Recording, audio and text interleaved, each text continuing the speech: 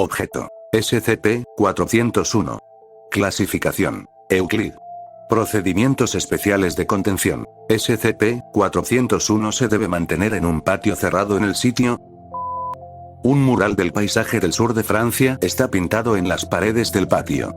Una vez al día, el personal debe localizar al menos 10 raíces que serán alimentadas con un total de 15 litros de suplemento nutricional 401, NS4 y eliminar cualquier residuo sólido producido. Un ECG debe monitorear constantemente SCP-401 para detectar cualquier anomalía. Consulte el incidente 401-1 para más detalles. El personal femenino no debe entrar al patio en ningún momento entre el 15 de marzo y el 1 de abril, en ninguna circunstancia. Descripción. SCP-401 fue descubierto cerca de la ciudad francesa de cuando agentes respondieron a reportes de sangre que salía del suelo. Cuando llegaron al lugar, los investigadores encontraron una boca humana incrustada en el suelo, lamiendo la sangre restante con una larga lengua prensil. No fue hasta una semana después que los agentes se dieron cuenta de que la boca formaba parte de la estructura radicular de lo que al principio parecía ser un árbol de eucalipto muerto de 40 metros de altura con ramas en forma de brazos humanos con múltiples articulaciones. El color blanco del tronco, que originalmente sugería que el árbol estaba muerto, de hecho, era porque la corteza estaba hecha de tejido óseo humano. Recibió el estatus de SCP y fue desenterrado del área, para ser transportado al sitio.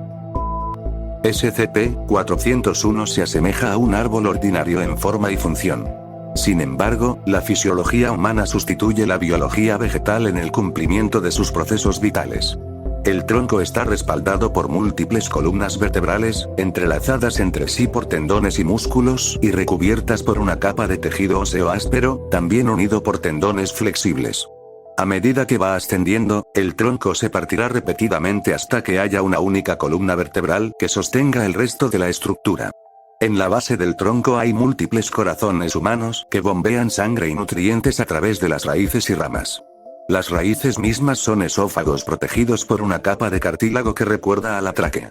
Al final de cada raíz hay una mandíbula superior e inferior completamente formada, con músculos, labios y la lengua prensil presenciada por los agentes en el campo.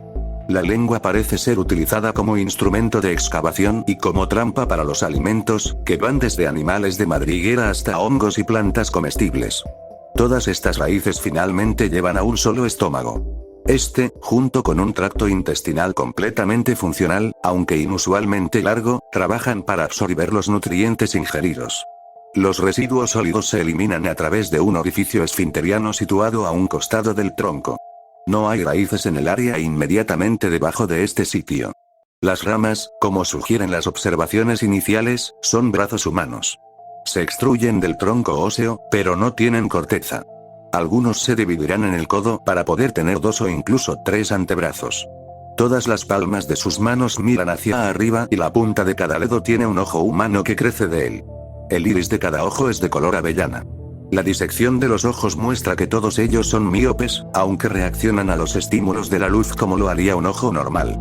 Aunque el proceso químico aún no se ha comprendido, las retinas llevan a cabo una forma de fotosíntesis que transforma el dióxido de carbono y el agua en oxígeno y glucosa. La teoría generalmente aceptada es que los ojos son míopes para prevenir el daño excesivo a la retina por la luz solar directa. El análisis químico de los pulmones muestra que hay un mayor contenido de oxígeno cuando SCP-401 exhala que cuando inhala. Durante la primavera, SCP-401 florecerá. Aunque genéticamente es un macho humano, producirá órganos sexuales femeninos. Las aberturas vaginales se localizan en las palmas de sus manos, con canales que se extienden 18 centímetros a lo largo de cada muñeca hasta una protuberancia que contiene un útero y ovarios completamente formados. 5 días después de la formación de los órganos, se produce la menstruación, momento en el que los órganos sexuales masculinos comienzan a desarrollarse en su lugar durante un período de 10 días. Una vez que estén completamente formados, permanecerán durante un día antes de que se desprendan y sean comidos por las raíces. Durante esta fase, SCP-401 atacará a las hembras humanas con fines reproductivos.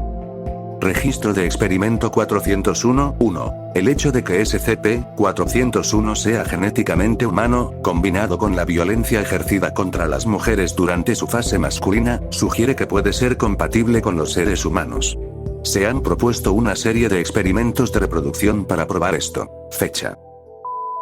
Sujeto. D. 2055, personal clase D femenino. Procedimiento. D. 2055 fue inseminada artificialmente con material producido por SCP-401 durante la fase masculina. Se permitió la gesta del producto. Resultados. 9 meses después de la concepción, D. 2055 dio a luz a un bebé humano masculino aparentemente normal. Aunque saludable y carente de cualquier fisiología inusual, se ha encontrado que el niño sufre de miopía severa, comparable a lo que se estimó con los ojos de SCP-401.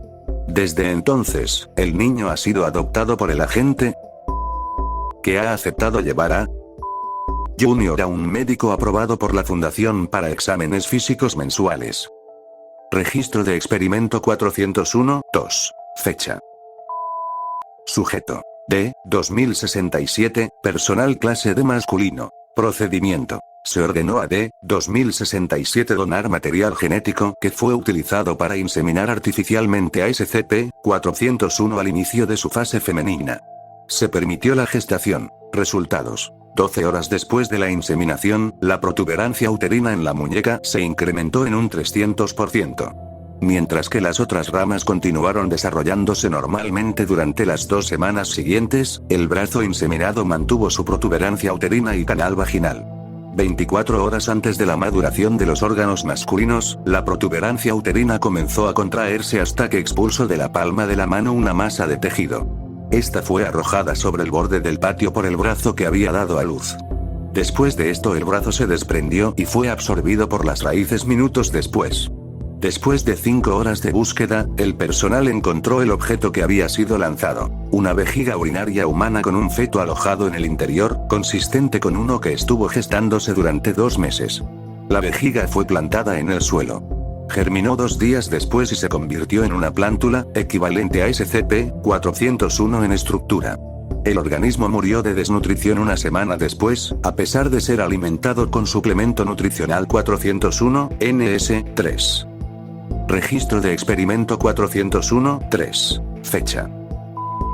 Sujeto. D. 2081, personal clase D femenino. Procedimiento. Se extrajo un óvulo del ovario de D. 2081, fertilizado con material genético recolectado de SCP-401 y congelado hasta la próxima primavera.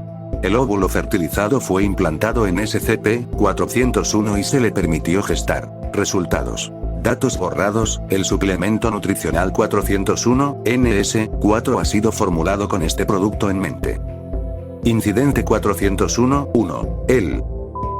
Varias de las ramas de SCP-401 entraron en convulsiones y luego se debilitaron. Pronto se descubrió que uno de sus corazones sufrió un paro cardíaco y no pudo recuperarse. Un angiograma de los otros corazones mostró grandes placas de ateroma. Desde el incidente 401-1, el corazón dañado ha sido absorbido y 2 corazones nuevos han crecido en su lugar. Con el fin de mantener la salud de SCP-401, el suplemento nutricional 401-NS3, que es más bajo en colesterol, ha sido aprobado. A consecuencia de los resultados del experimento 401-3, ahora debe usarse el suplemento nutricional 401-NS4.